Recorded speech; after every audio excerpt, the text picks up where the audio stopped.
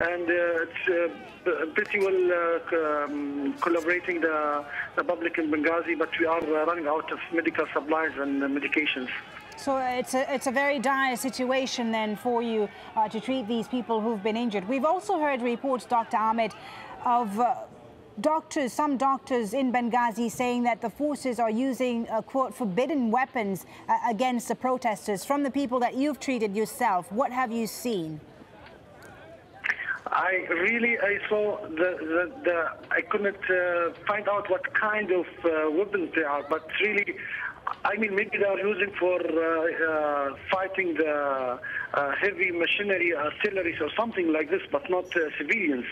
We saw bodies that they are divided, and you cannot identify the body. It's just like one mass, you know. We saw bodies divided in 3-4 parts. We saw only legs and only hands, and we saw really very bad kind of injuries here. Do you know how many people have been killed in Benghazi in the last few days, and including in that airstrike that you mentioned yesterday? It was around 300. What I am aware about 300 killed in the last 5 days. Okay. Well, thank you very much for speaking to us. Okay. You're welcome. No, don't hang up yet. I might have another question for you. I'm sorry about that. We do have time for another question, Dr. Ahmed. You told us that the situation was calm right now in Benghazi. Yes. Tell me where you are. You're at the hospital, right? Yes, in Jala Hospital. So what is happening right now in the hospital? Are people still coming in? Are injured people still coming in? No, we are treating all the... we don't have any casualties anymore. We're just treating what we had in the last 5 days. We still have a list of operations that we have to do. Because of the shortage in the medical supply, we are just trying to give priorities.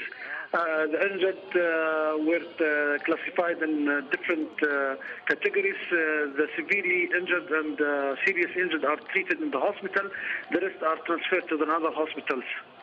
But we are managing what we have. I was going to ask you, who are the people who have been injured? Is it civilians, or are they military personnel among some of the people who've been injured as well? Most what we have in Jala Hospital are civilians, young, starting from age of... We had day before yesterday, it was the most horrible day here in Benghazi. It was a baby, 3-year-old baby was killed by the gunshot was around civil district. And what we have, the age is different. As I told you, most of them are young.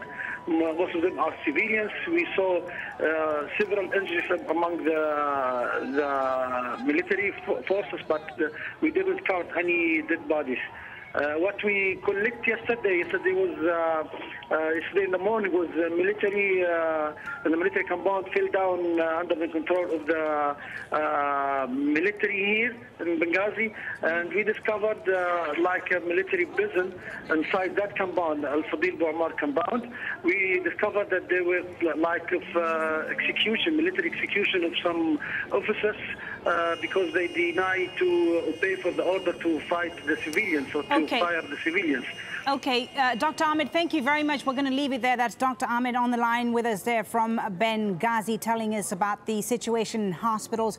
He's saying that the doctors having trouble coping with the extent and the number of injuries in hospitals.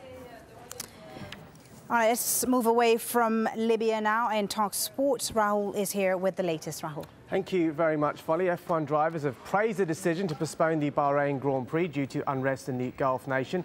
After a week of speculation, the Crown Prince finally announced the Bahrain race would not be taking place at the start of the season. Instead, Australia will become the first Grand Prix of the 2011 season. There's still a chance Bahrain could hold a race later in the year, possibly around the time of the Abu Dhabi Grand Prix. Cricket in England are playing their first match of the World Cup right now, currently taking on Netherlands in Group B. Dutch are huge underdogs, but got off to a reasonable start in Nagpur, currently 209 for 4, with just 8 overs of their innings remaining. In the Champions League, Real Madrid will attempt to do something they've never done before, and that's beat Lyon in the Champions League. The Spanish Giants take on Lyon in the first leg of a last 16 tie, off the back of a routine win against Levante in the league. Well, one of the scorers in that match was Karim Benzema. He'll be facing his former teammates, of course. Real trying to record a win against Lyon for the first time in 6 attempts. The French side knocked them out, remember, the same stage last season. Meanwhile, under pressure, Chelsea travelled to Copenhagen for the first leg of their tie. Arguably their last chance for winning something this season. They were knocked out of the English FA Cup on the weekend and are struggling in the league. Now, there was a surprise on the first day of the Qatar Ladies Open. 7th seed Agnieszka Radwanska was knocked out. Radwanska, seen here at the top of the screen here, went down 7-6, 6-3 in Doha to the unseeded Lucy Safarova of the Czech Republic. That's it, Polly. Thank you very much, Rahul. Stay with us on Al Jazeera. More on Libya, of course, coming up in just a few minutes. We'll be speaking to our correspondent who's at the border between Libya and Tunisia amid mounting concerns about the security situation there. Do stay with us on Al Jazeera.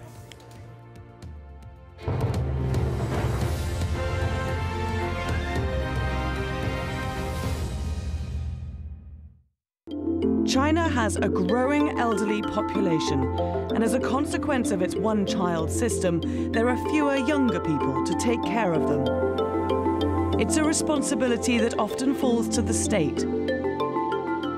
Private retirement homes offer an alternative, but independence comes at a price, financially and emotionally. Faces of China, at this time on Al Jazeera. 14 competing teams, 13 different venues, 3 host nations. Cricket is part of the fabric of life here, and this competition is the pinnacle of the one-day game. We'll be bringing you all the action and reaction from India, Sri Lanka and Bangladesh. The Cricket World Cup on Al Jazeera. East Timor's government has declared it's time for foreign forces to leave the country.